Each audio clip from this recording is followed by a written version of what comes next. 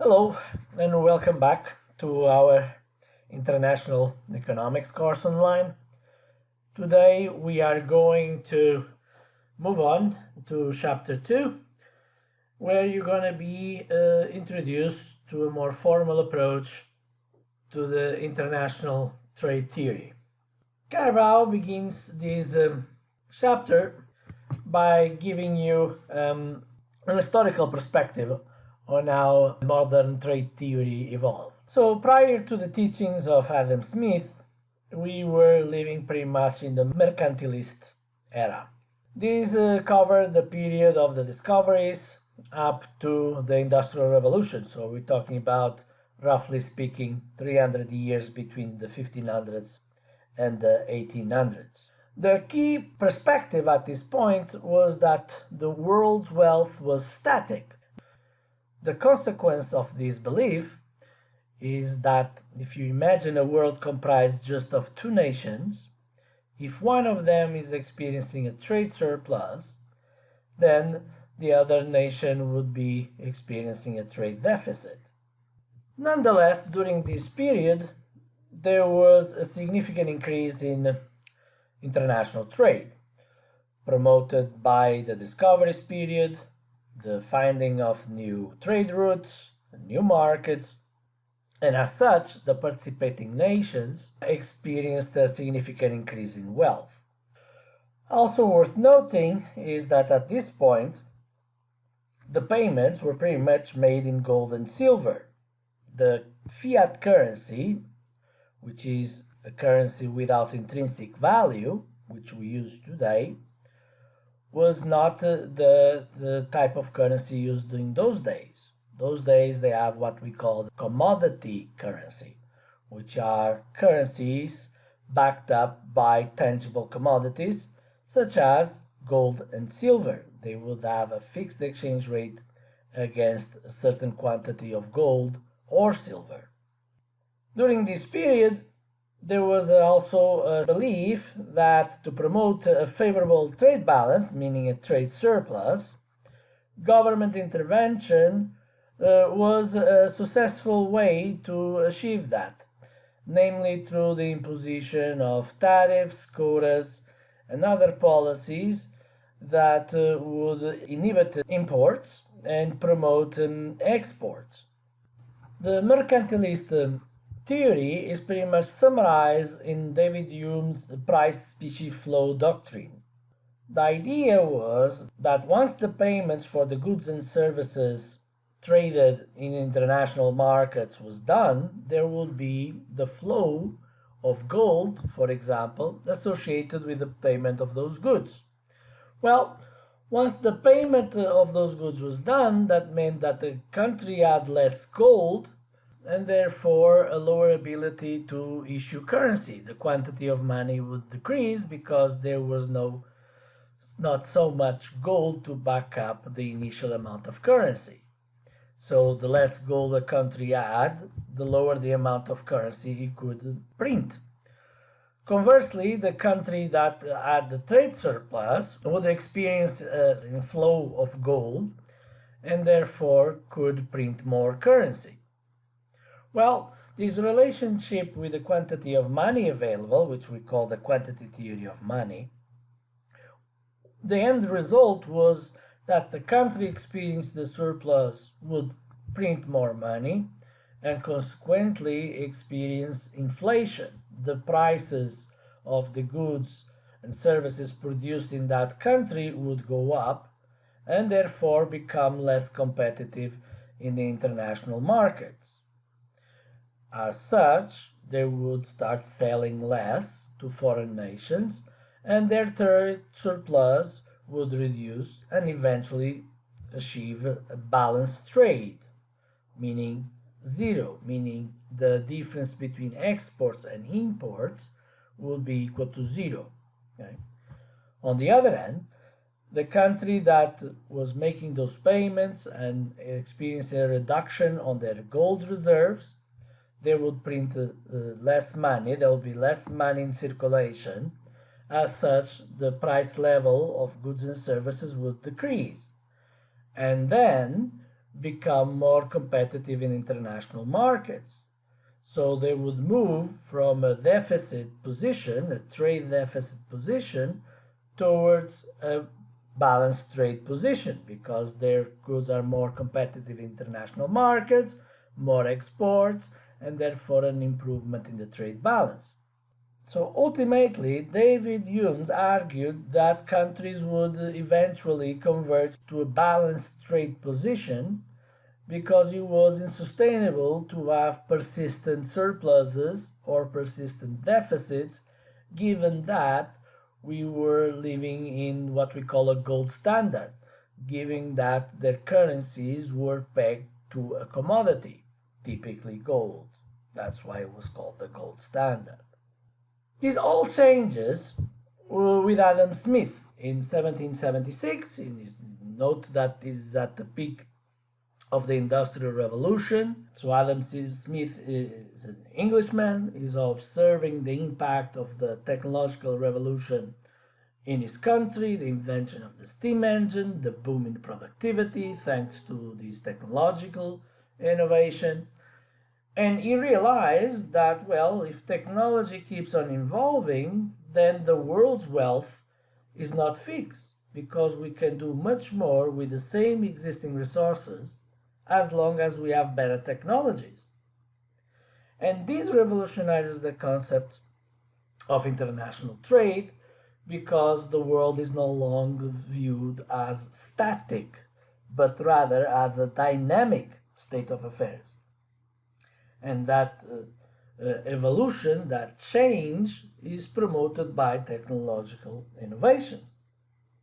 So as long as there is a continuous technological progress, world wealth will keep on improving. This changed the way international economics evolved. It was not necessarily a situation of win-lose, but could be a situation of win-win given that the wealth was getting larger. Now, how can we explain the patterns of trade? So Adam Smith proposes the principle of absolute advantage, and basically it summarizes to if a country is better at producing one good than another country, then it should export that good to the other country. Eventually, the other country has some other good that is better at, and therefore should export to the other country that very same good. This concept is basically the concept of specialization that individuals already did at the domestic level, and Adam Smith simply extrapolated it to the international arena.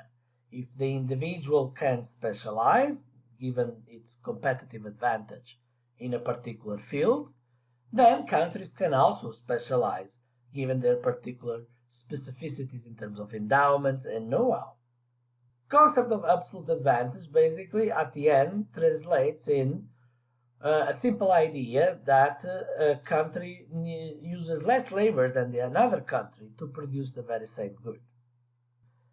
I'm going to explain the concept of absolute advantage as we go along this table 2.1. What you see here is the output per hour of work, output per labor hour. Okay? And you have two nations. Assume that the world is just two nations, US and the United Kingdom. And also there is only two goods being produced, wine and cloth.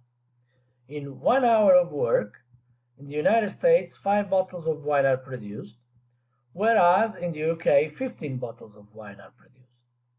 When it comes to cloth, 1 hour of work corresponds to a production of 20 yards of cloth, whereas in the UK, 10 yards of cloth.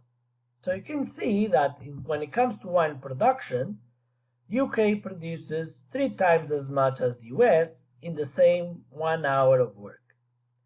Whereas when it comes to cloth production, the United States produces double what the UK produces in the same 1 hour of work. So given that the UK is better at producing wine, it should export wine to the US.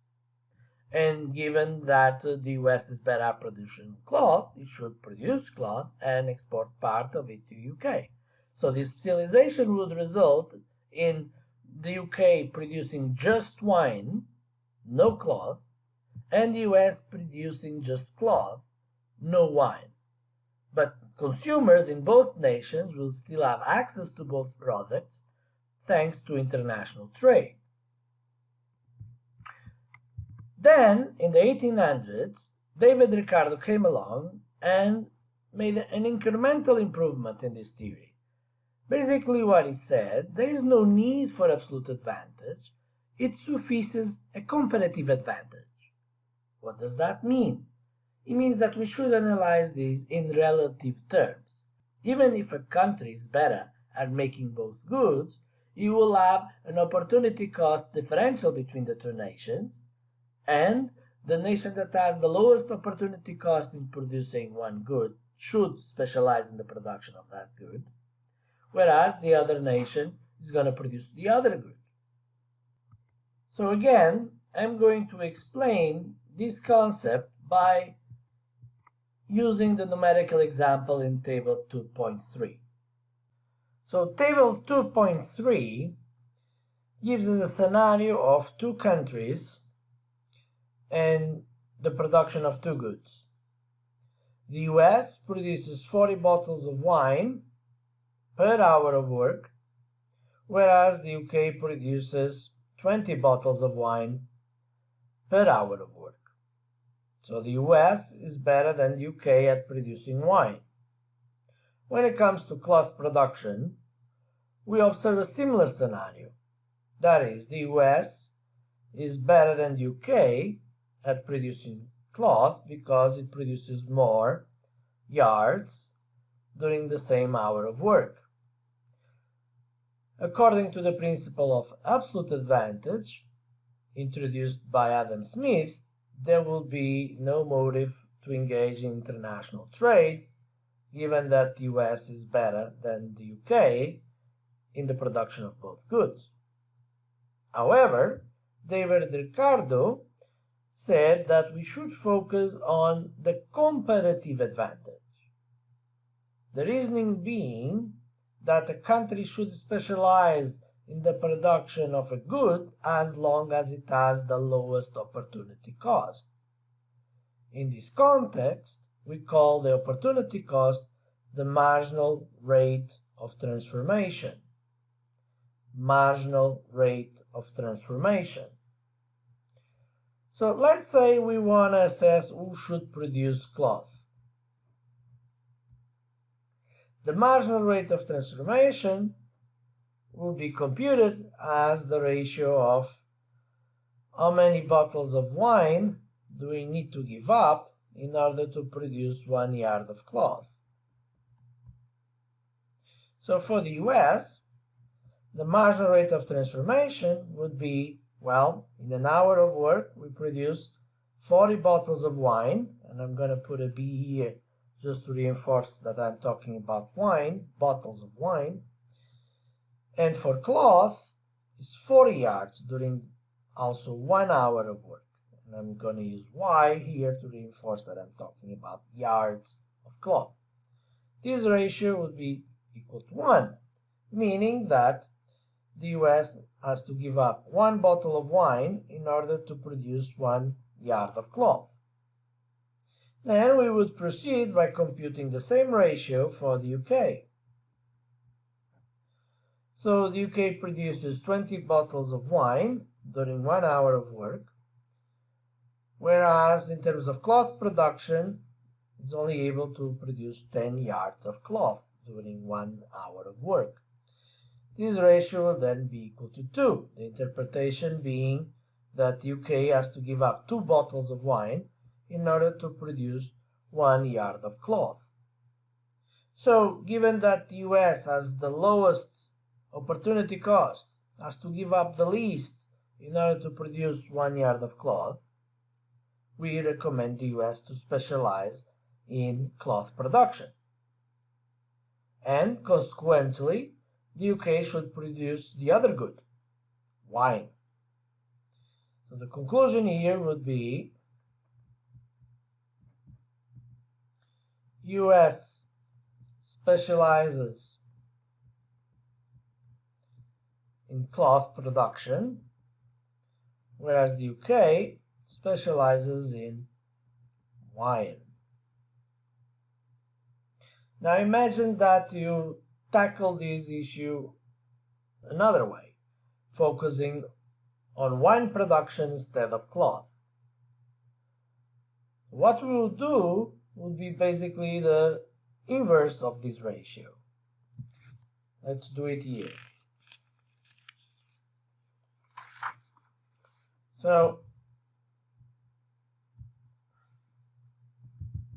if we focus on wine, the marginal rate of transformation is, our focus is on wine, and we want to express how much we have to give up of the other good being cloth.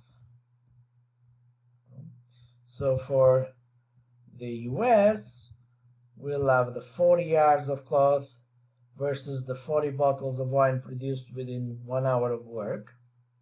Ratio again 1, because the inverse of 1 is 1. The interpretation here being 1 yard of cloth per 1 bottle of wine. Whereas for the UK, the cloth production is 10 yards, the bottles of wine in an hour is 20, so this ratio would be 0.5. The interpretation being that the UK has to give up 0.5 yards of cloth in order to produce 1 bottle of wine. So the conclusion would be, since the UK has the lowest opportunity cost in producing wine, it should specialize in its production.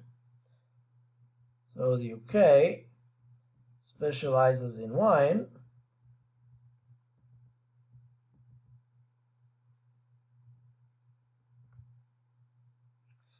and the US specializes in the other good.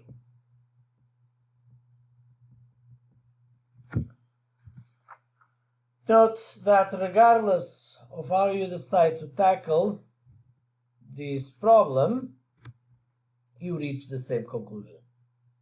That the US specializes in cloth. US specializes in cloth. That the UK specializes in wine. UK specializes in wine. Okay. Then modern trade theory, basically what it does is to put these ideas into a more scientific framework.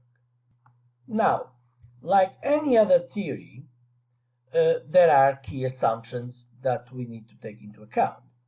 These assumptions oversimplify reality, so for the sake of simplicity, these assumptions were made to explain the theory, which later on becomes the modern trade theory that we today still use. What are those oversimplifying assumptions? 1. The world consists just of 2 nations. We can then easily extrapolate to a bigger number of nations. Number 2, in each nation, labor is the only input. So we are ignoring the role of capital, we are ignoring the role of land, we are ignoring the role of many other factor inputs for the sake of simplicity. Another key assumption is that labor is homogeneous. The workers all have the same skills.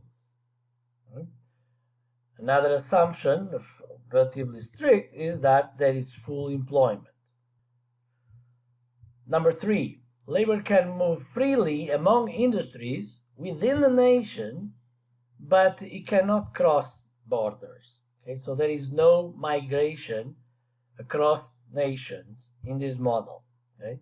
People can shift industries, but they cannot change countries. Number 4, technology is fixed in both nations. Nations may have different technologies, but they are fixed for the sake of simplicity. Okay? We know that the world keeps on evolving, but in the most simple form of this model, we say country A has a certain technology and country B has another type of technology and is not expected to change in the near future. If that is true, what is the perfect allocation of production? Number 5, costs do not vary with specialization. So There is no economies of scale. The costs of production are constant. 6. We assume perfect competition in all markets. We have no monopolies. We have no oligopolies. Perfect competition, as you recall from the Principles of Economics course, basically means that all the firms are price takers. They are not price makers. They are price takers. They cannot charge higher prices than their competitors, otherwise nobody will buy from them. There are also no barriers to entry or exit from the industry. The products, they do not differentiate. Everybody produces the same kind of oranges. The products are, as labor is, homogeneous. 7. Free trade occurs between nations, so there is no type of protectionism. No tariffs, no quotas, no policies that restrict the amount of trade between nations. Trade across nations is made as free as trade within nations, again for the sake of simplicity. Number 8, transportation costs are zero, so we need just to focus on the cost of production. We are ignoring transportation costs. Number 9, firms make production decisions in an attempt to maximize profits. Still within the realm of perfect competition, firms have the goal of profit maximization, whereas consumers have the goal of utility maximization, maximizing their utility from consumption. Remember the concept of utility that you learn in Principles of Economics. Utility is basically this abstract concept that we use in economics to define the degree of happiness of an individual, and that individual makes choices in order to maximize his happiness, his utility. And there are trade-offs that an individual must do when, for example, spending their money in good A versus good B, or working 10 hours a day or just 4 hours a day. These trade-offs have consequences on the allocation that the individual can do between, for example, consumption and leisure, and therefore it has an impact on utility maximization. Number 10, there is no money illusion. Okay, so assume, for example, a barter system here, that we exchange one good for the other, even if we have to give 2 units of good A to get 1 unit of good B.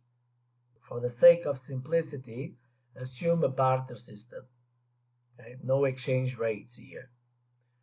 Number 11, trade is balanced. What does that mean? You cannot borrow money to consume. A nation has a certain amount of income, and that's all it can spend in goods and services. It cannot borrow to buy more than what it earned. Okay? So exports must pay for imports. No more, no less.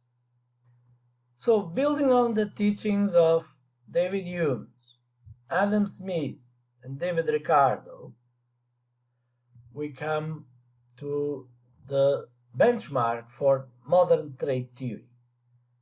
And basically what it does, it puts into a more mathematical and graphical framework these theoretical concepts that were previously introduced. So I'm going to derive this figure 2.1 and explain along the way all the concepts that are embodied in this graph, as well as the mechanism to decide the trade pattern between the participating nations.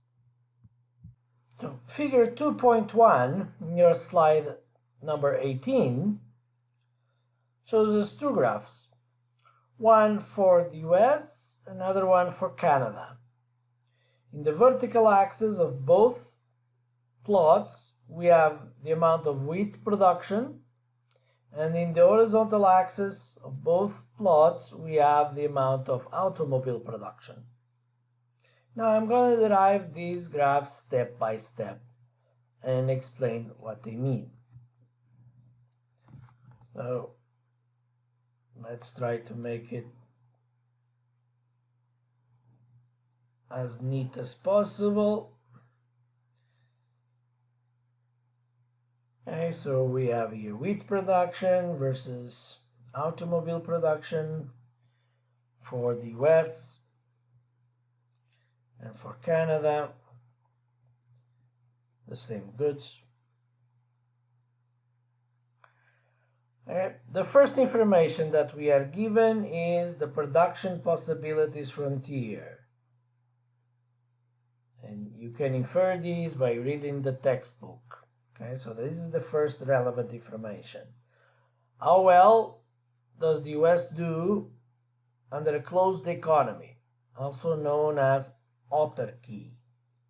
Okay, so what we have here is a 60 units of wheat being produced. That's the intercept if there is no automobile production at all. And conversely, if they put all the resources into automobile production, in the US we will be able to produce 120 cars and no units of wheat. Now, this is a linear relationship, as exemplified by the straight line. So let's connect these 2 points. I actually have a ruler here to help me do that. Okay, so this is what we call the production possibilities frontier, or the production possibility schedule. 2 different names for the same thing, and is a relevant curve because it tells a lot of information. First of all, it tells us that any point on this curve represents an efficient allocation of resources. Okay, so for example, we have point A, which represents 40 units of wheat and 40 units of automobiles. But we could also have, let's say, here 20 units of automobiles, and this number, let's say it would be like 45 or 50, closer to 50. This is point A in the graph. Let's call this point X. This will be also an efficient allocation of resources because it lies on the curve. Okay? Any point along this curve is feasible and represents an efficient allocation of resources, meaning that we will be producing at our maximum capability, regardless of the bundle we decide to choose in terms of how many units of wheat and how many automobiles to be produced. Now, if we were to produce here, let's say this is point Z, this point would be 40 units of wheat and 20 units of automobiles. It would be possible to produce. We have the resources to do so, but it will be inefficient because while producing 40 units of wheat, we could be also producing 40 automobiles, the point on the curve, or while producing 20 automobiles, we could be producing 50 units of wheat instead of just 40. So the point I'm trying to illustrate is that any combination of wheat and auto that lies below the curve, below the PPF, represents a feasible production bundle, but inefficient, because we could be producing more. Any point on the curve is an efficient allocation of the resources. Any point above the curve is unfeasible, it's unattainable. We don't have the resources to produce that much. So let's say we have the 50 units of wheat here, and we want to produce 40 automobiles as well. Let's say this is point Q. Right. This point Q here is unattainable given our current resources and technology. This is not possible to produce. So the PPF tells us all the efficient points, all the efficient combinations of wheat and auto production that we can achieve given our current resources. Any point below the curve is possible to produce, but it would represent an inefficient allocation of resources because we could be doing better. We could be doing a point on the curve. Any point above the curve is unattainable. It's impossible to achieve given our current resources and technology. So, in a nutshell, that's all the information you can infer from the production possibilities frontier. Okay? So, let's proceed by doing this graph again in a more neat fashion now that we already covered the concept of PPF.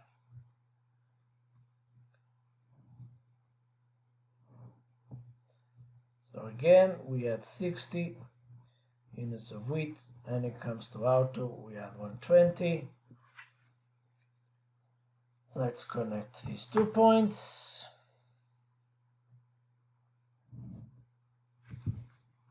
And that's our production possibilities frontier. Then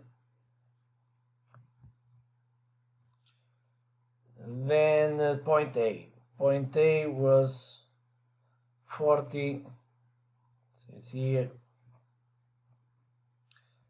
of each, and that's point A. A represents the point of autarky, meaning where the economy is producing if it was a closed economy, if we were not engaging in trade with Canada. Okay, we're talking still about the US.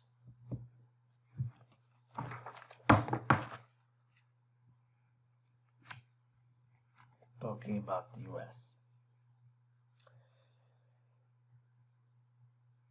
So the US is producing and consuming 40 units of wheat and 40 automobiles. Why is the US also consuming the same amounts of its production? Because we are assuming a perfectly competitive market, so the market clears, okay? Meaning that all the production is consumed. And we cannot consume more than this because we do not engage in international trade. Okay, so all that we have to consume is what is produced domestically because the borders are closed. Now, let's look at Canada.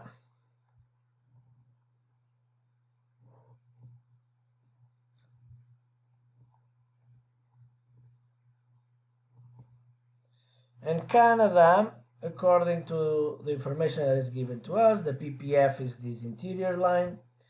So we have 160 units of wheat and 80 automobiles being produced. Let's say 80 is here. Let's connect these 2 points.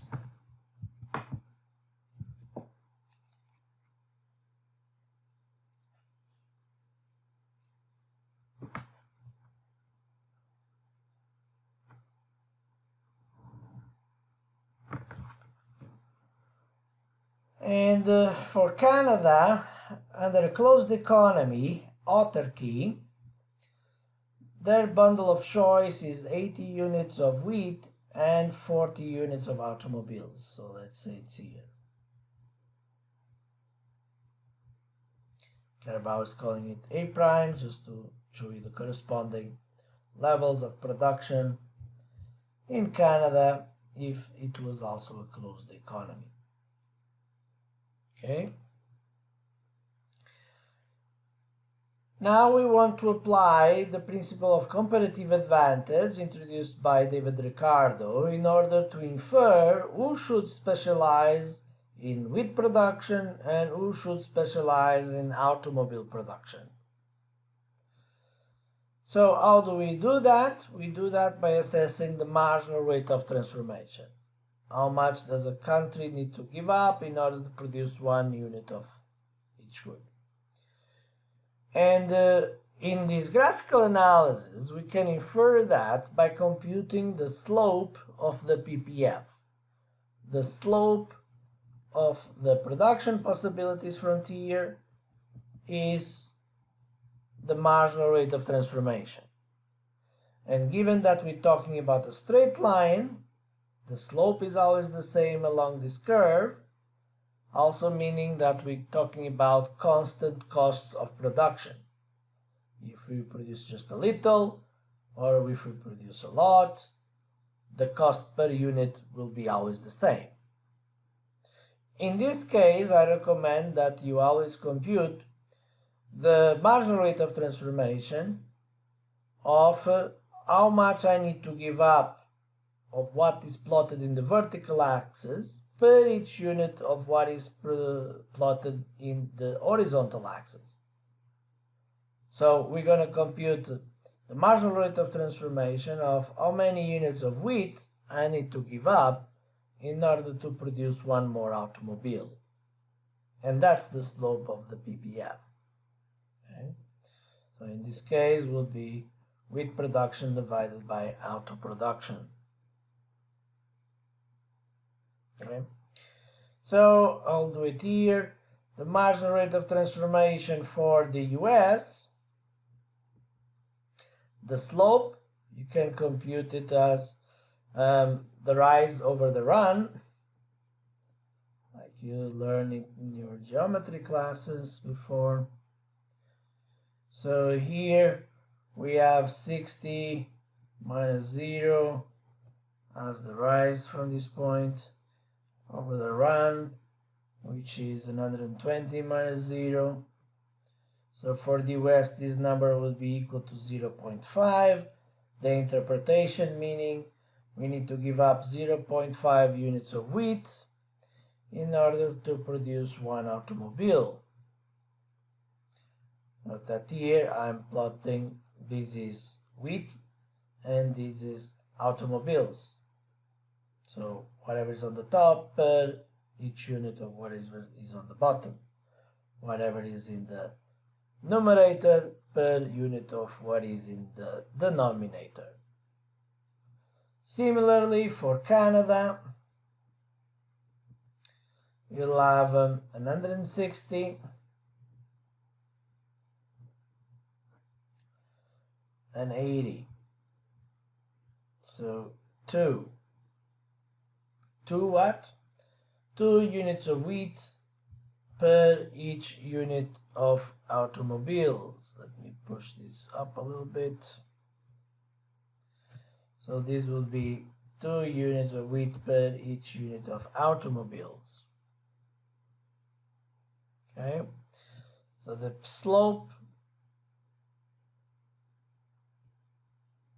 is equal to the MRT, marginal rate of transformation, and here is 0.5 for the US, whereas the PPF here gives you for Canada a marginal rate of transformation of 2 units of wheat per each automobile. 2 wheat per each automobile. So who's gonna make automobiles? The one that has to give up the least. In this case, the US only needs to give up 0.5 units of wheat, whereas Canada has to give up 2. So the US is most efficient at producing automobiles. Therefore, the same is true for Canada producing wheat. Okay? Now, we recommend specialization. Given that we have the constant costs of production, the recommendation is for full specialization, and therefore the US should put all its resources in producing automobiles, given that it's more efficient than Canada. And that means if we put all our resources into automobile production, we're going to produce 120 automobiles. And Canada, similarly, should put all its resources into wheat production. And therefore is going to make 160 units of wheat. This is what Carabao represents with point B. Production after opening the borders to trade, after specialization. Now, under an open economy scenario, production does not equate consumption. Because, well, if we were just to produce automobiles, right, what we're going to do is we're going to exchange part of them with the Canadians for a portion of their wheat production, so that we still consume automobiles and wheat. Similarly, the Canadians, they also need automobiles. And now they are just making wheat.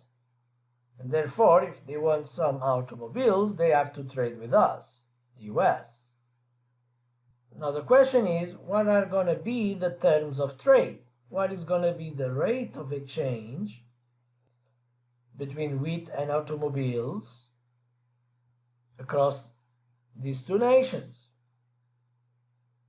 By assumption, Carabao assumes a rate of exchange of 1 unit of wheat per each automobile. And that's just by assumption. It's simplifying. Well, if that is the case, if we can exchange automobiles 1 per 1 with wheat, then we could, at the extreme, consume 120 units of wheat, because we could exchange all the automobiles with Canada, give them all our cars, and then in return we'll get the same amount of wheat. So that's what this other curve in the graph is portraying, is the terms of trade, okay? Also known as the trading possibilities line. How much, thanks to international trade, can we consume? The PPF tells us how much do we produce. And under a closed economy, under autarky, how much we produce is the same as how much we consume, because there is no trade with other nations. All that we have to consume is what we produce. When we open the borders to international trade, our consumption levels are not equal to our production levels. So that's what the PPF tells us, is the production, whereas the trading possibilities line tells us about the consumption levels. And let's say 120 is here. And for the Canadians, similarly, they could at the extreme get 160 cars if we were to produce 160 cars. But for the sake of argument, at the extreme, they could get 160 cars for their 160 units of wheat, because the rate of exchange is 1 unit of wheat per each vehicle. Let's say 160 is here. Let's plot that curve on our graph.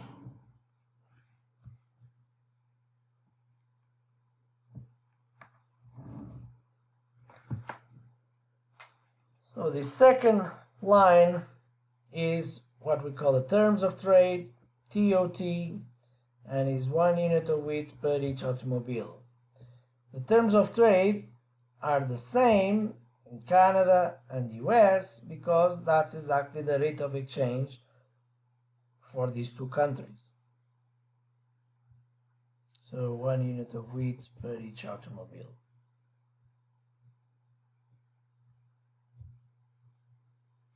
Now, how much do we end up consuming? Well, it's a choice of the consumers in both nations. So what Carabao is assuming here is that both nations choose to consume at the point C in the graph. Okay, here. How is that possible? Well, what is point C in each one of them? Let's refer to this one now, because, well, I don't need to draw much more. So we produce 120 units of automobiles, and what Carabao is assuming is that we sell 60 of them to the Canadians. So given that we produce 120 and we decide to sell 60 of them to the Canadians, we still end up with 60. Okay? In return, for those 60 automobiles we sell to the Canadians, we get 60 units of wheat. So that's the point, C. This amount here, let me put it here. Maybe I need. So this distance here, it's our exports. 60 autos. And this distance over here, it's our imports. It's what we get from exporting these cars to the Canadians. Okay. Similarly, remember the Canadians are producing 160 units of wheat, and they just exchanged 60 of these for the 60 cars we sold them. So they are left with 100 units of wheat. And in return, they got the 60 cars from us. So that corresponds to this point C prime. Okay. So what we have here is a situation where the country is now able to consume at a point beyond their PPF. Point C is beyond A for both nations. Something that was unattainable in terms of consumption prior to specialization. So international trade allows us to consume at the point above our production possibilities frontier. Okay? Now, another interesting inference we can make from these graphs is what we call the trade triangle. Trade triangle. You need to know this stuff. Okay. So basically the trade triangle measures the benefits of international trade. International trade. How is it computed? Well, the amount of exports times the amount of imports divided by 2 is the area of this trade triangle. So for the US, the sides of the triangle are the exports and the imports. So we have here the amount of imports, we have the amount of exports,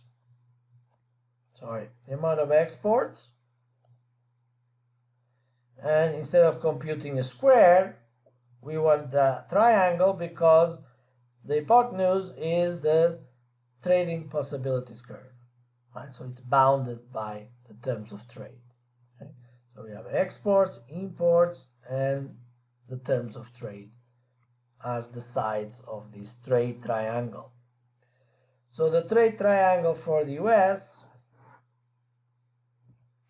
trade triangle, let's call it TT, for the US, it's equal to exports times imports divided by 2, whereas the trade triangle for Canada, you see that we have balanced trade because, well, that was one of the assumptions. Our imports have to be paid with exports. So the trade triangle is exactly the same, and it's equal to 1800. So this number is just a proxy of the benefits of trade. So that's all for figure 2.1. Now, let's reconcile that with table 2.4, which is reinforcing the information that you can read from this figure 2.1. Basically, I'm going to repeat what I already told you, but it's good for you to fully understand this table 2.4. So what we have here is a situation of how was production before and after opening the borders to trade, before and after specialization, and how did consumption behave when evolving from autarky scenario to open economy scenario, when evolving from closed economy to open economy. So before specialization and the closed economy, the United States was producing at this point A 40 units of wheat, 40 autos, so that's what you have here, 40 autos, 40 units of wheat. And the consumption, because it was a closed economy, they can only consume what they produce, is the same levels. Similar for Canada. Point A prime corresponding to 80 units of wheat and 40 automobiles, so that's what you have here, 40 automobiles for Canada, 80 units of wheat, and exactly the same levels of consumption because they were also under closed borders, no trade. How much was the world wealth, assuming that the world was just these two countries? Well, the world wealth was comprised of 80 automobiles and 120 units of wheat, which corresponded to the same amount of consumption. Okay? Then we engaged in international trade, these two nations. What we recommended was the US to specialize in automobile production because it had the lowest marginal rate of transformation, and therefore Canada would specialize in the other good. Note that the world production after specialization increased from 80 automobiles produced in the world to 120, from 120 units of wheat to 160. So the gains of engaging in international trade and specializing, the globalization scenario, imagine that the world was just comprised of two countries, oversimplifying assumption obviously, but still illustrates the benefits of globalization, an increased world wealth thanks to the increased specialization, increased gains in efficiency. Okay? Now, what happened to consumption? Well, we assume these point C's. Could be any point in the trading possibilities line. It could be any point in the trading possibilities line as long as there is production to satisfy it. But those are the efficient points, okay, for consumption. So by assumption we said, well, the terms of trade are 1 unit of wheat per each automobile, and the US chooses to consume 60 units of wheat. So 60 units of wheat for the US, given that it produced 120 autos, they still left with 60 autos because they exchanged the other 60 for the 60 units of wheat. For Canada, they produced 160 units of wheat, and they did trade with the US 60 of them for the 60 cars. So they end up with 100 units of wheat left and the 60 cars. So the consumption levels are equal to the production levels at the world level, because, well, we don't have intergalactic trade yet, so that the world as a whole can be seen as a closed economy, whereas the individual components of that world, which are the countries, they can open their borders and trade with each other. When we start trading with Martians, then we can apply the same idea at the intergalactic level. But the world as a whole can be seen as the closed economy, because there is no trade with other planets. So what are the gains in consumption? Well, the US was initially consuming 40 autos, now 60, so plus 20 autos being consumed in the US. In terms of wheat, initially 40, now 62, so plus 20 units of wheat. So there's gains in consumption for the US as well as for Canada in the same magnitude because of the equal amount of exports and imports we discussed. So at the end, the world is better off. These two countries are better off. The world is better off because there's an increased production, and the countries are better off because of the same reasons: increased production and increased consumption. All this is possible thanks to specialization. Specialization based on the contribution of David Ricardo with the competitive advantage concept.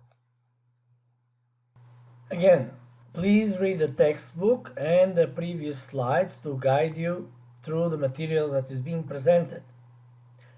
Now it's time to talk about the region of mutually beneficial trade. So, what is this region about? Basically, it illustrates the price levels at which it is beneficial for nations to trade.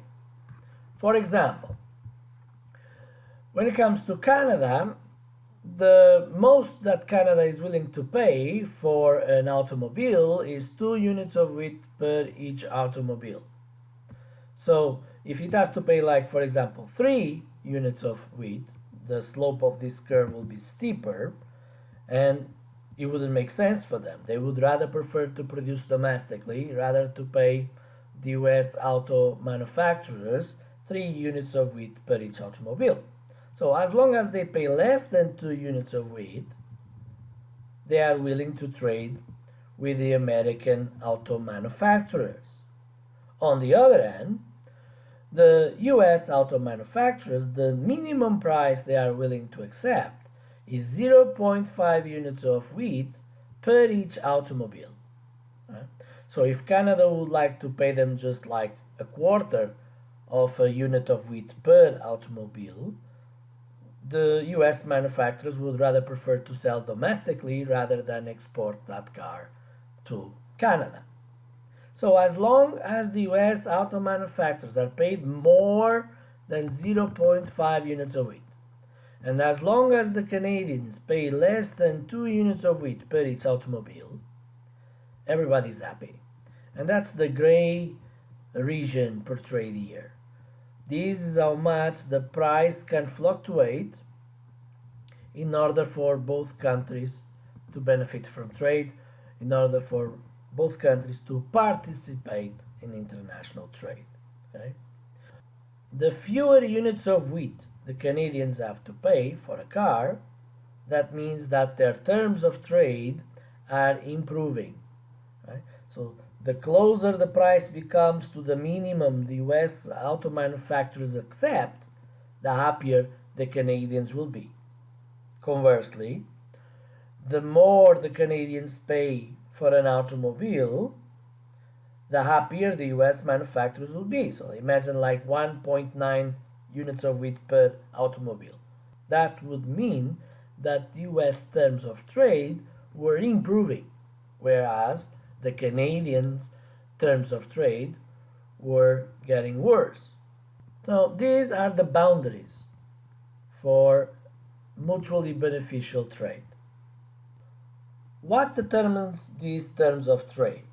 Well, John Stuart Mill argued that a significant driver of that equilibrium price that is agreed upon nations is the strength of each nation's demand. Right? How big is the demand from each nation? So the price is going to be closer to the price that prevails in the nation with the larger demand. Imagine the bigger nation in terms of population. Right? Whereas the smaller nation, because it's small, is less significant, is less able to impact the equilibrium price level for the exchange of the goods. So again, the equilibrium terms of trade are going to be closer to the prevailing price in the country with the larger economy, with the larger demand. This is what we call the theory of reciprocal demand. And this is what is explained in the following slides. Within this realm, it has also been empirically observed that the countries that benefit the most from trade are the smaller countries. Okay? Because if they have a competitive advantage in producing one good, it means that they were selling it cheaper domestically prior to engaging in international trade. And that they are now able to sell it at a higher price to the larger nation because of the larger demand that comes from that nation. And therefore, the smaller nations are able to benefit more from trade than the larger nations. That doesn't mean that the larger nations do not benefit from trade. They do. But if we're going to analyze this in relative terms, who benefits the most, then the smaller nation tends to reap the bigger benefits, even though both nations win. Now, the terms of trade can be also approximated for a nation as a whole, not just for a particular pair of goods, as the ratio between the export price, the average price of their exports, divided by the average price of their imports. Okay? So the higher this index is, the better off a particular nation is, because he has to give up less in order to get 1 unit of import. Or in other words, the higher this ratio is, the more valuable their exports are relatively to their imports. So the goal of a nation is to have this ratio as high as possible, because it means that what they export is highly desired by everybody else. Here are some statistics when it comes to commodity terms of trade for the year 2008, using as a benchmark for the index the year 2000. So, for example, here United States export price index has this figure of 167. What it means is the price of the exports in the US relative to the price that they had in the year 2000. They were in 2008 67% higher, whereas the price of imports were 47% higher in 2008 relatively to 2000. What are the terms of trade? Well, dividing 167 by 147 gives 1.14, and to standardize these terms of trade, that number is multiplied by 100, and so you get 114. What can you infer from here? Relatively to the year 2000, the evolution of the prices of the US exports, right, was greater by 14% than the increase in the price of the US imports. So we are better off in the year 2008 than in the year 2000. By how much? 14%. Our export prices grew approximately 14% more rapidly than our import prices. On the other hand, for example, let's look at Japan.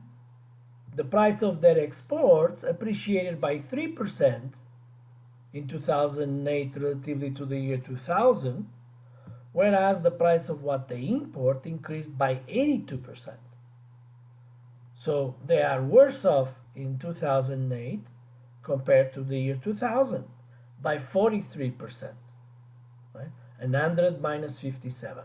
Right? The 100 is the benchmark. So if we are above 100, we are better off. If we are below 100, we are worse off. For example, Germany in 2008 is 9% worse off than in the year 2000. Again, 100 minus 91. China, 36%. Now recall the contribution of Adam Smith to the economics literature when he advocated that the world is not static, the world is dynamic. Because what he envisioned is, well, if we have technological progress, we're going to be better off with the same amount of resources. What is one of the driving forces of that technological progress? What forces us to be better? Well, one of those issues is more competition. If we are facing increasingly more competition, it's like a race that we are forced to run faster.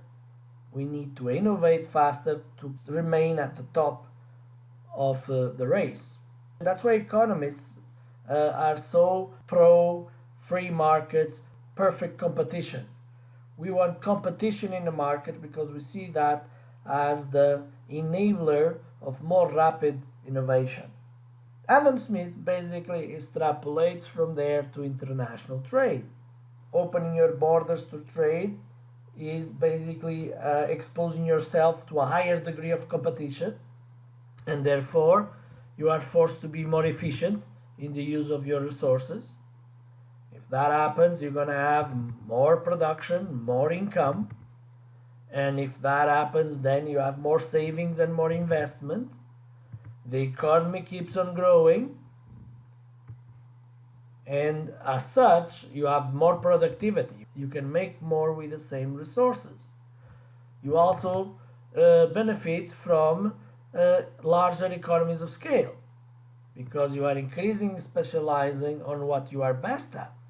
Now, even though our theoretical framework is oversimplifying, we know that the world does not stop. The world keeps evolving. Remember that one of the strict assumptions when we started looking at this issue of competitive advantage was that technology would remain constant in both nations.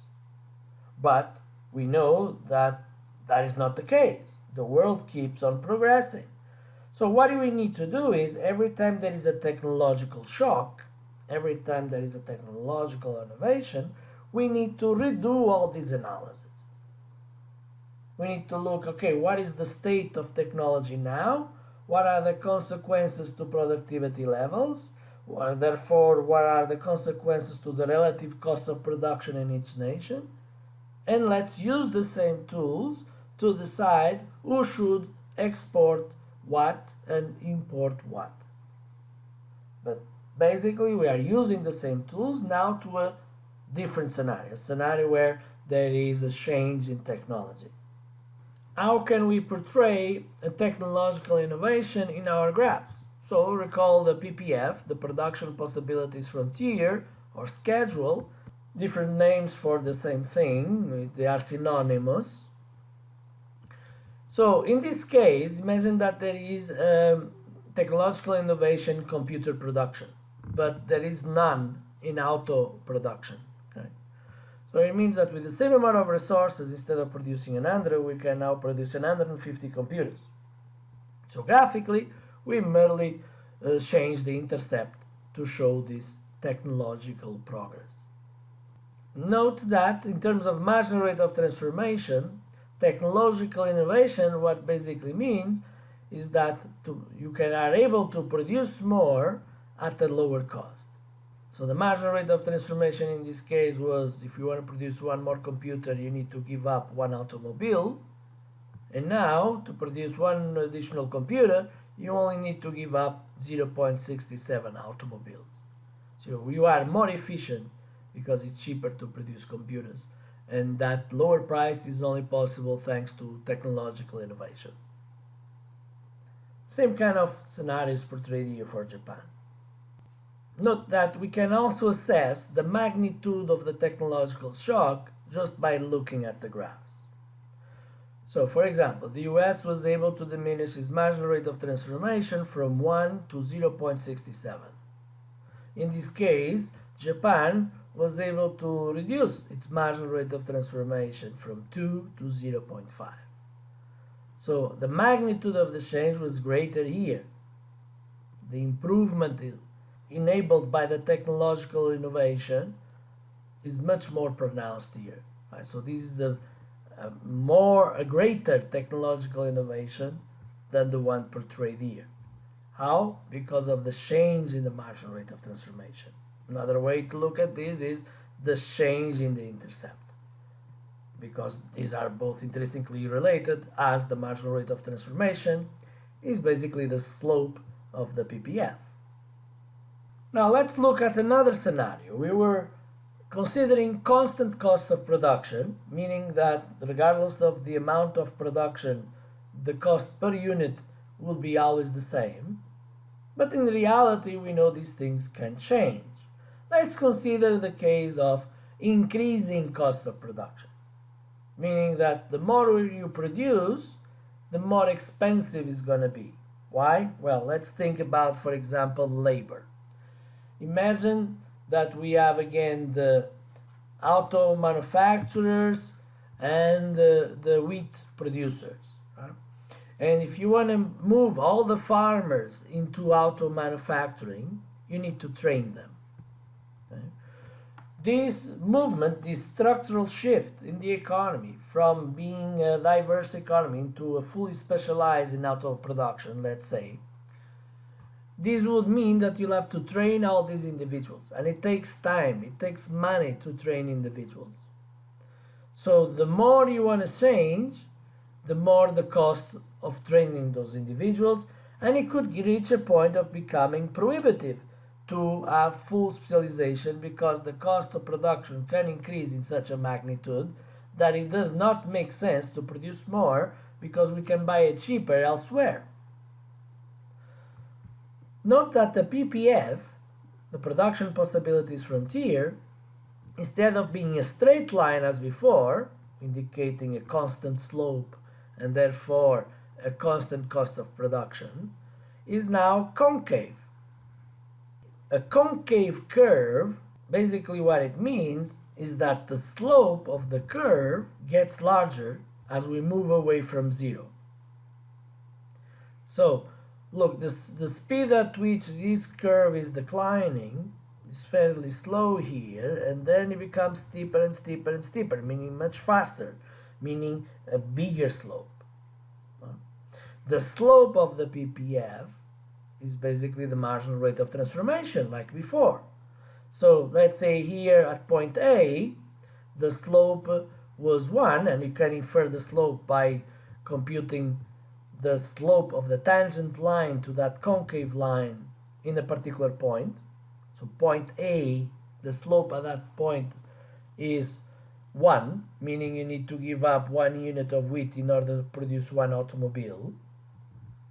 Whereas here is very steep, right? So the slope is greater than 1. In this case, you need to give up 4 units of wheat in order to produce 1 automobile.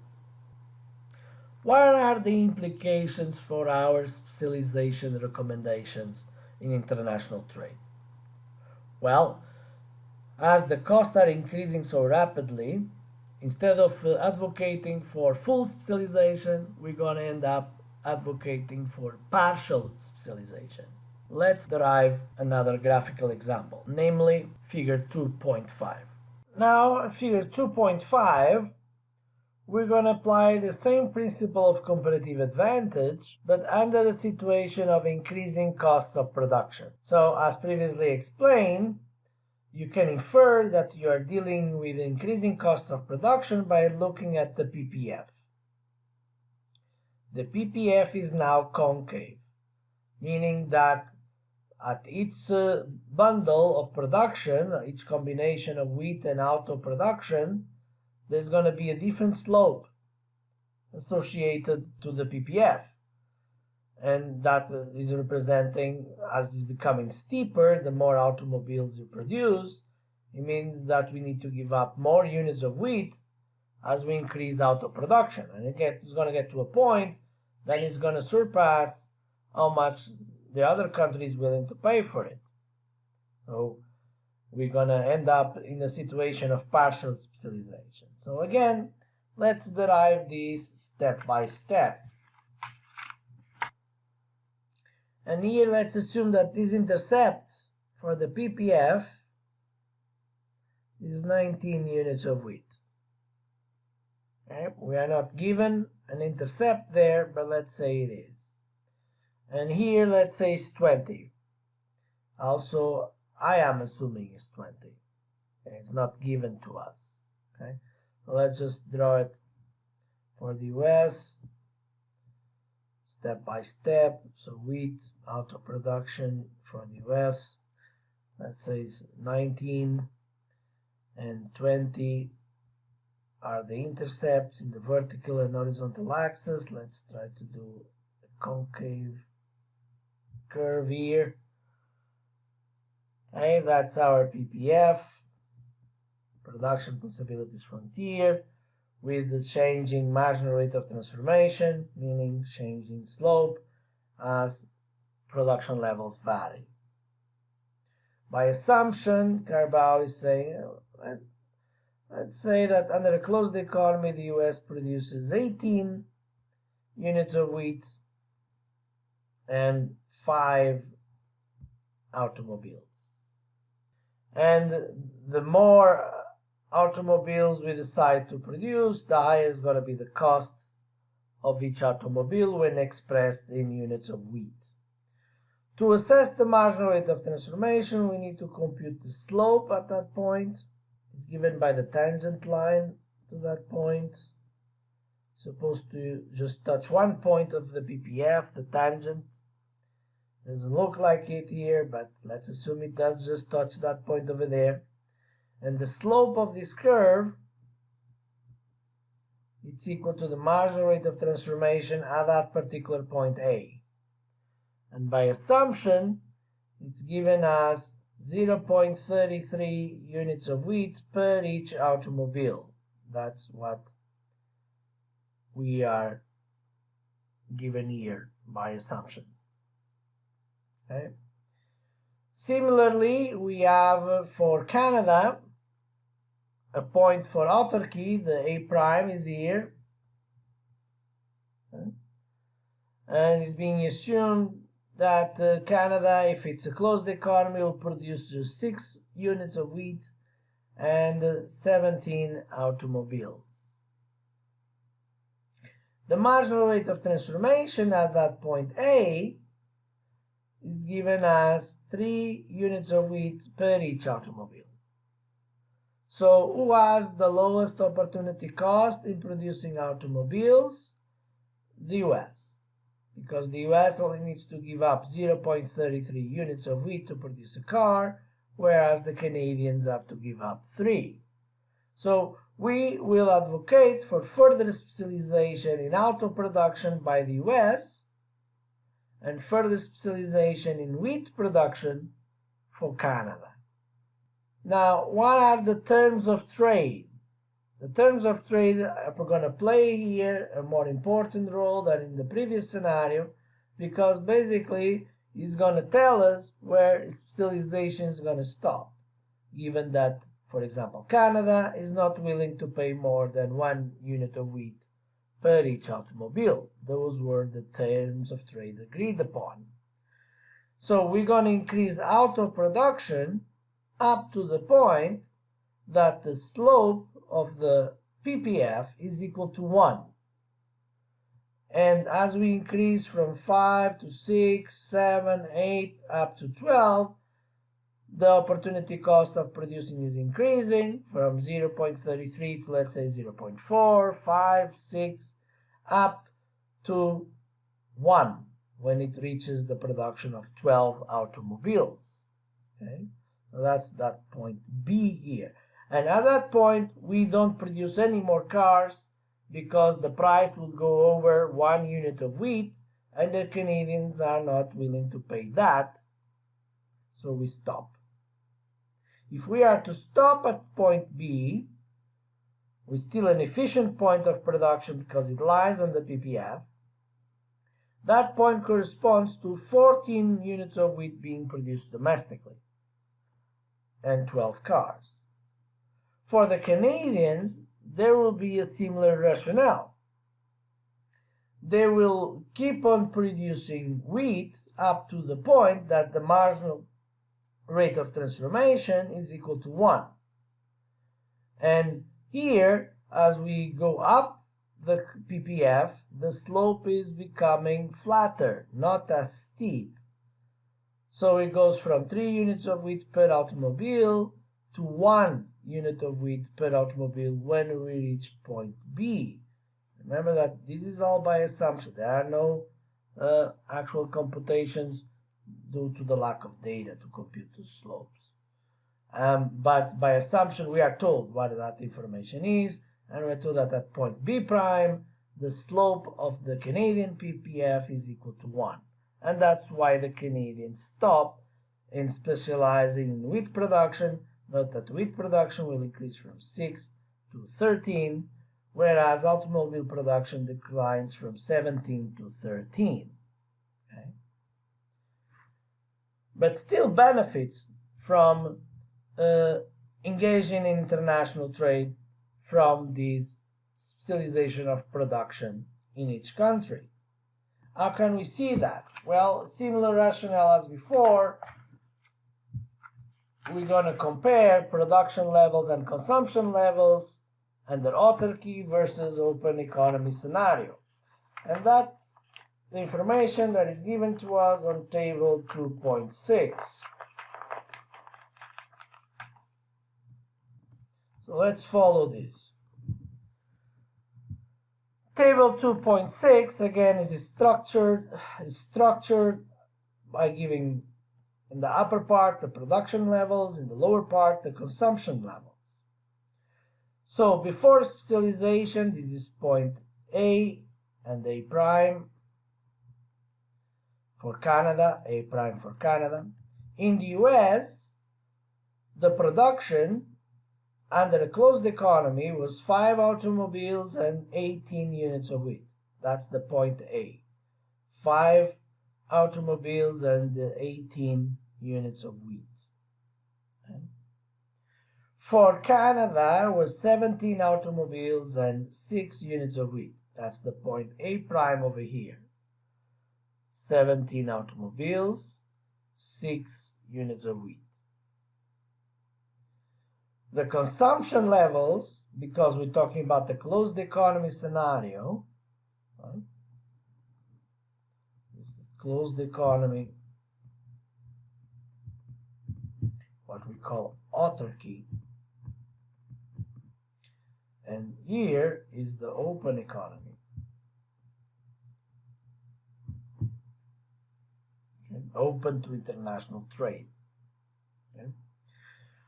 So under a closed economy, the production levels are equal to the consumption levels. So you see again for the US, 5 automobiles, 18 units of wheat in consumption, which is the same as its production. And similarly for Canada, 17 autos, 6 units of wheat. The overall production levels and consumption levels at the world level is 22 automobiles and 24 units of wheat, the joint production and consumption of each nation. Once we open the borders to trade, remember we recommended the US to specialize further in automobile production, given that its marginal rate of transformation under autarky was 0.33 units of wheat per automobile, lower than the Canadian, which were giving up 3 units of wheat to get an automobile. And we advocated for partial specialization, denoted by the point B for the US, B prime for Canada. This further specialization, even though not total specialization, partial specialization, led to more cars being produced in the US and more wheat being produced in Canada. Okay. A trade-off with wheat production in the US and similar with auto production in Canada, which declines from 17 to 13. So we see here automobile production in the US 12 now after specialization, point B, so points B and B prime. 12 autos in the US, 14 units of wheat, point B, 12, 14. Point B prime for Canada, 13 units of wheat and 13 cars, so 13 and 13. You can see that the world is already better off because previously it was just producing an aggregated number of 22 automobiles and 24 autos, whereas now it's producing 25 autos, so a gain of 3, and in terms of wheat production, another 3, because you have 24 units produced worldwide, if the world was comprised of just these two nations, and now 27, so additional 3. The world is better off with international trade. When it comes to consumption after trade, those are denoted by the point C and C prime. Okay. So what is going on? The US produced 12 automobiles, but decides to keep on consuming just 5. So these 7 units, these are the 7 units that are exported. Okay. In return, because the terms of trade is 1 automobile equals 1 unit of wheat, the US is going to get 7 units of wheat. So it was producing now, after specialization, 14 units of wheat, but it ends up with 21 because of those imports. 7 units of wheat are imported and 7 autos are exported for the US. Similarly for Canada, we sold them 7 cars. So at point B prime, they were producing 13 autos. As we sold them 7, they now end up consuming 20 autos. And the level of consumption of wheat remains at 6 because they had 13 produced and gave us 7 units of wheat for the 7 cars. So they keep the 6 units of wheat as consumption. That's what is illustrated here. So the auto consumption in the US remains the same, but the wheat production increases from 18 to 21. Whereas for the Canadians, the wheat consumption remains the same, but the automobile consumption increases from 17 to 20. Okay. So again, we have a world consumption equals to the world production, even though the production level in each country is not equal to the consumption level in each country because of international trade. So what we see here overall is that even in the cases of increasing costs of production and partial specialization, there is an increased wealth in the world because production increased. If it was full specialization, there will be a higher increase, a higher benefits from engaging in international trade, but partial specialization still provides benefits. Another interesting concept here is, like we highlighted in the scenario of constant cost of production, is to compute the trade triangle. And remember that the trade triangle is a proxy for the benefits of international trade, and it's equal to exports times imports divided by 2. So in the case of the US, we have here the exports, the imports, and the triangle is bounded by the terms of trade, just like before. Right? So this is the trade triangle, the triangle CDB for the vertices of this triangle. So for the US, let's call it TT, trade triangle. For the US, we have 7 times 7 divided by 2. The same is to say 12 minus 5 times 21 minus 14 divided by 2. So this is 24.5.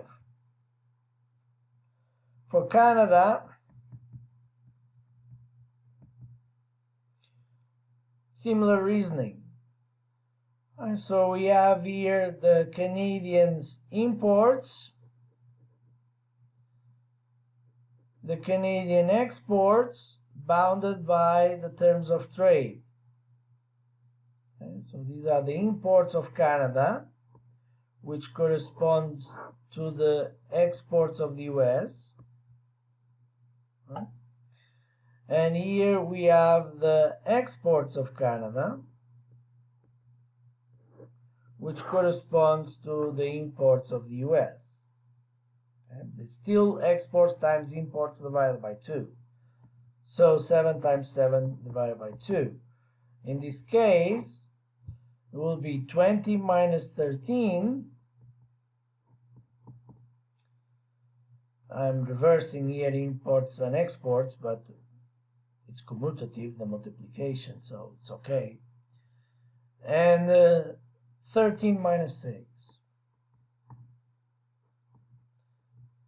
And again, the trade triangle is the same because we are assuming balanced trade, which is one of the key assumptions in the Ricardian model, in this oversimplified version of reality.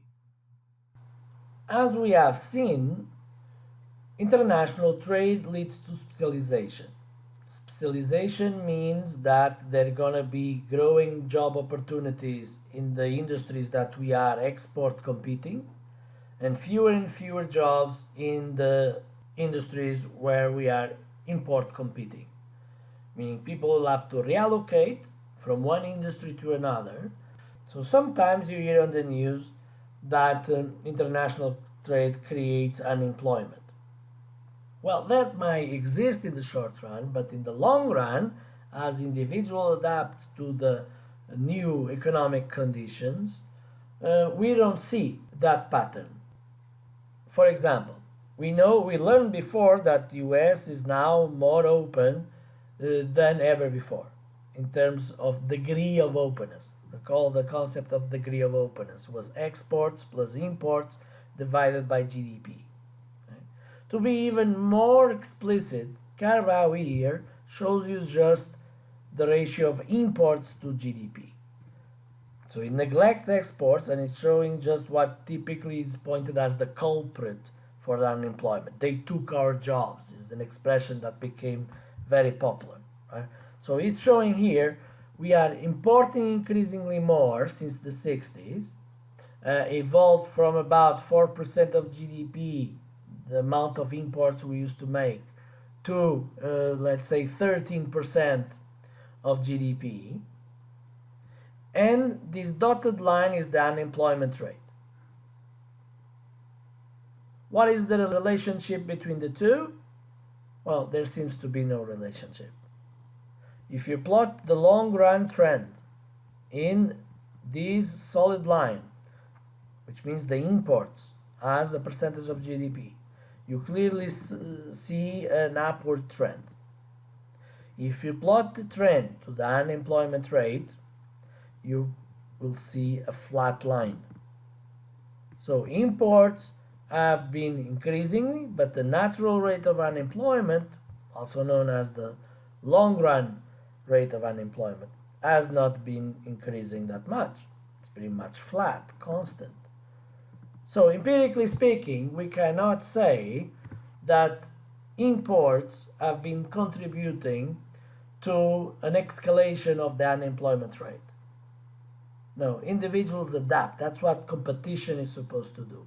Force us to be better. And the individuals do respond to the new economic conditions by adapting, by acquiring the skills that give them jobs. That's what we see in the long run. In the short run, we might very well see unemployment spells as a consequence of being more exposed to competition, being it domestic competition or international competition.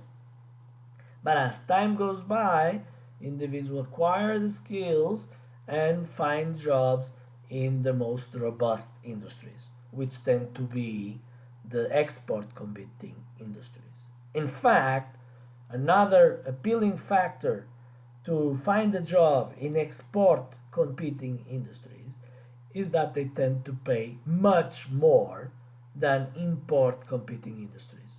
The latest estimates point to a wage 40% higher, 40% higher in export competing industries.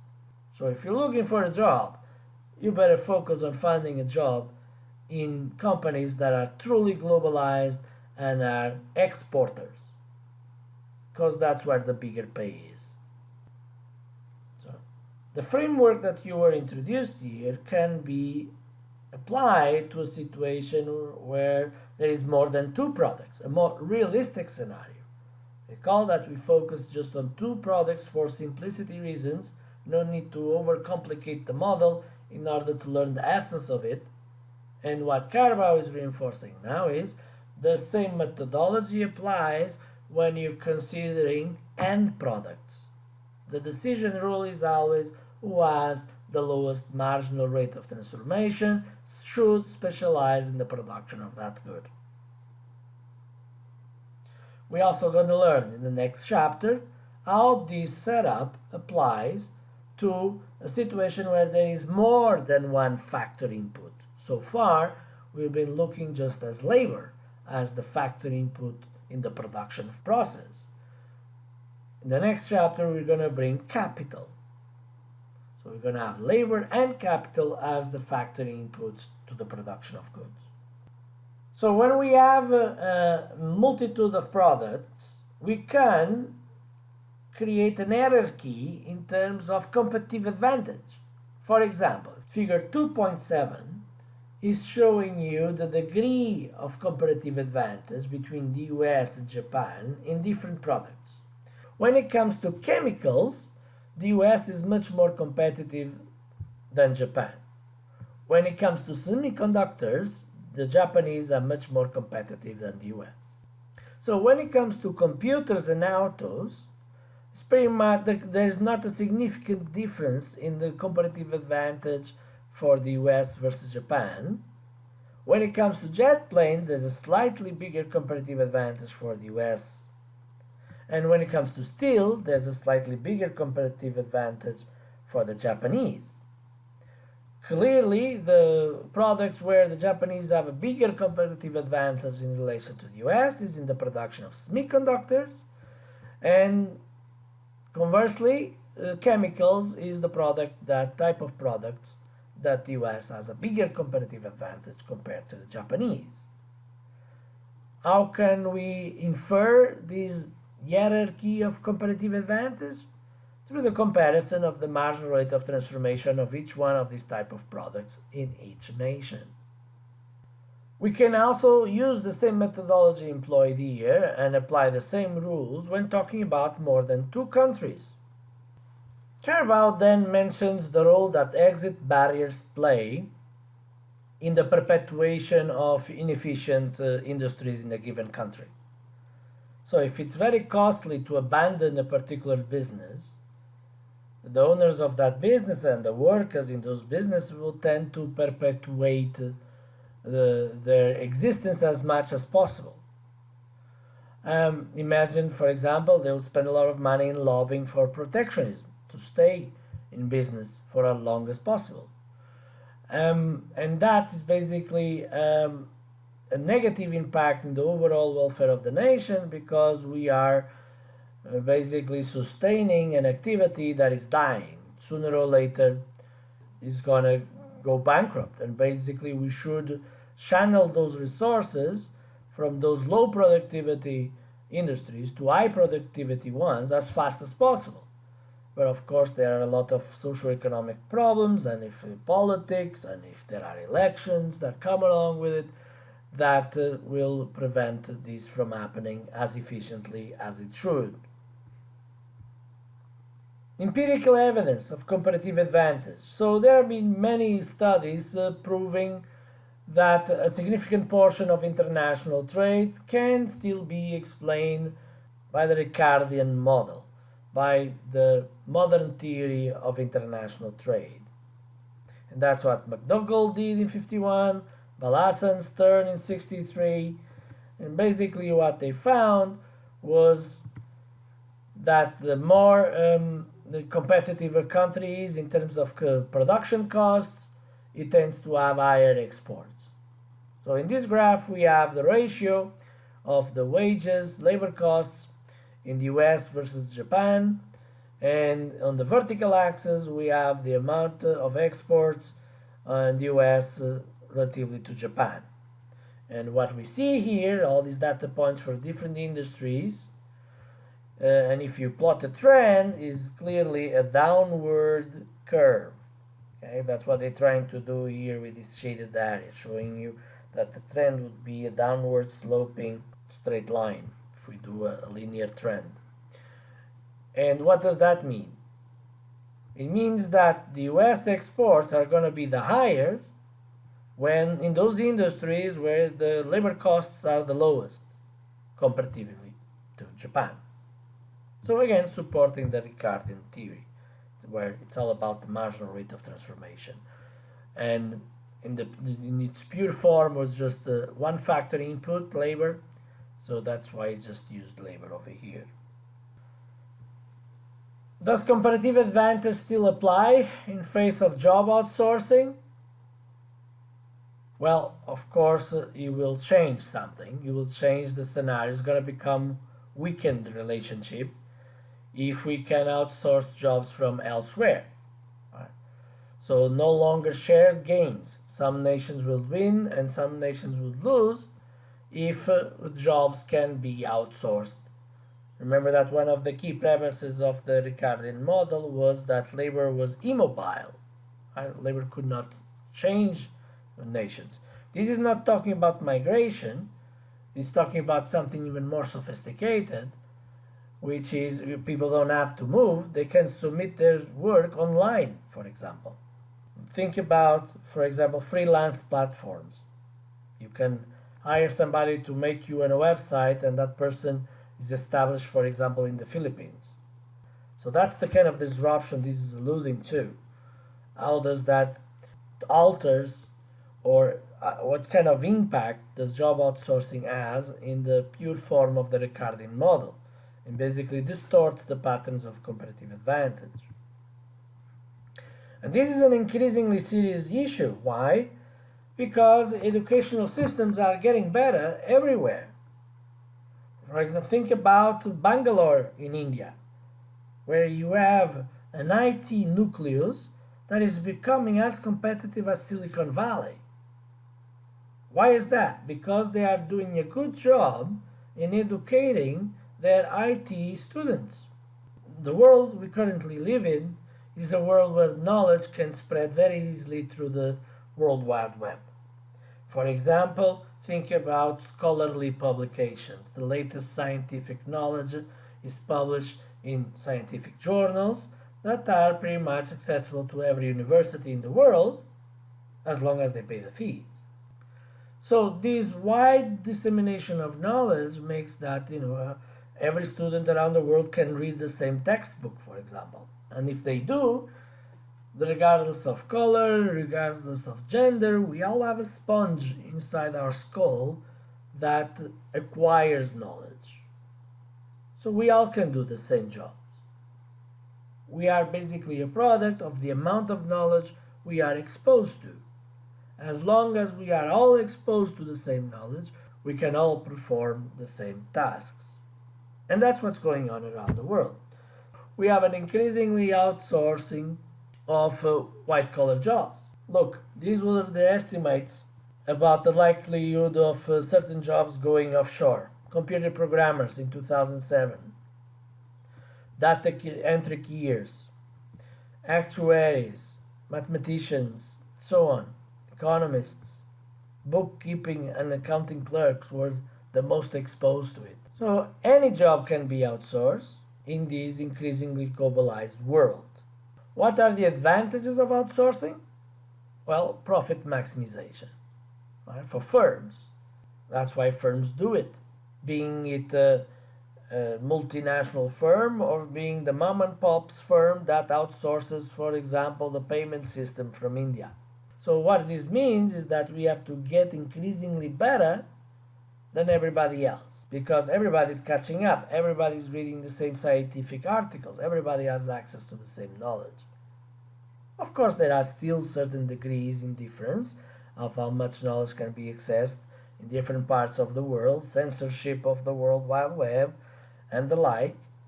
But ultimately, it would be possible if the local governments create the infrastructures and give access to their people. For example, talking about automobile production. Today, about 70% of a typical Ford vehicle is produced outside the United States. Parts, components, services, and so on. If you want more details, they are in the textbook. Who suffers the most from outsourcing? Well, typically the low-skilled jobs. We saw that higher-skilled jobs are also being exposed from outsourcing, but the amount of outsourcing is still much lower than that recorded for low-skilled jobs. Okay? So you need to have always the highest level of knowledge to be the most protected against outsourcing. Think about this. When your grandparents were your age, if they knew how to read, there would be a high likelihood that they would be very rich because that was a competitive advantage in relation to everybody else. Literacy rates were very low, let's say 70 years ago. When your grandparents were your age, if they had an high school diploma, they would already be relatively richer than everybody else because the percentage of the population that had a high school degree was not that high. If your parents had a college degree at your age, they would be already very competitive and high earners compared to everybody else because it was not that common to have a college degree. These days, a college degree is not something that rare. There's an increasing supply of college graduates. So if you want to benefit from the same type of competitive advantage your parents, grandparents, grand-grandparents had, you have to have a type of knowledge that is scarce. So you need to have increasingly specialized knowledge. In, for example, a master's degree, a doctoral degree. When your kids will be your age, they'll probably need a doctoral degree if they want to be in the higher income brackets. And this is nothing new. What I'm trying to show you here is that throughout time, the amount of the education required to be in the higher income brackets has been continuously increasing. And this is thanks to accumulation of knowledge, and knowledge is power. Knowledge is economic power. So how can we address the plight of the displaced worker? Well, this is something that every country around the world is dealing with. Sweden is pioneering a system of providing access to these basic necessities that individuals have in order for them to focus solely or primarily in acquiring the skills of the competitive world.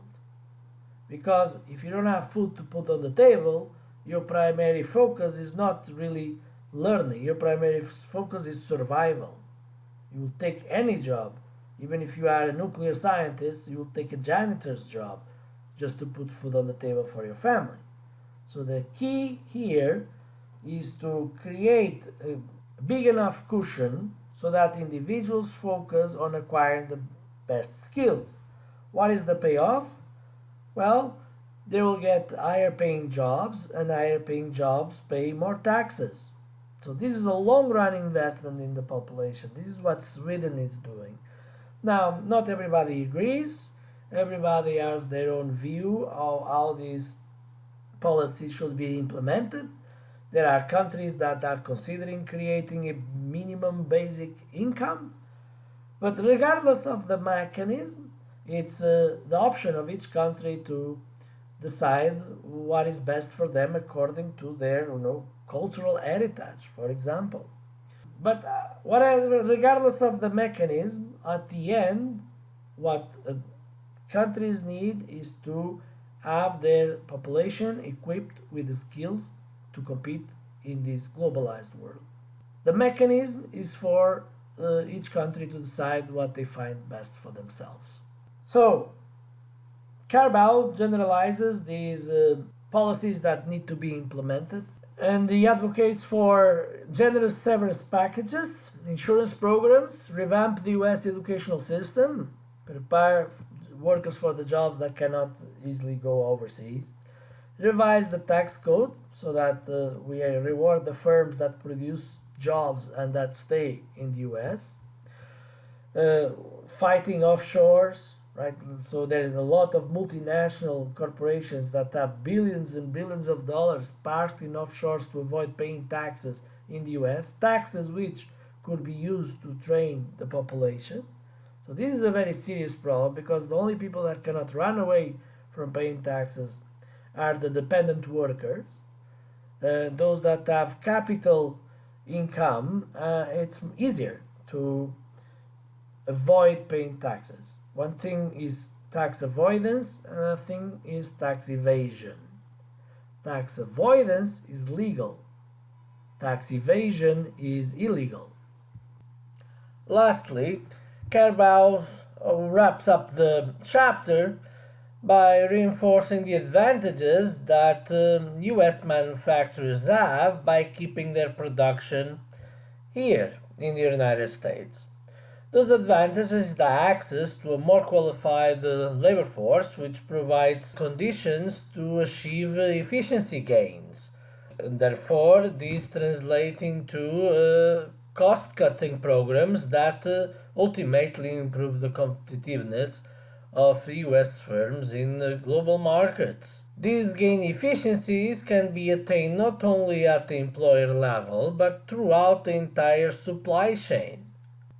So, keeping the production process in the US instead of outsourcing, if the efficiency gains are there, still is a rational decision.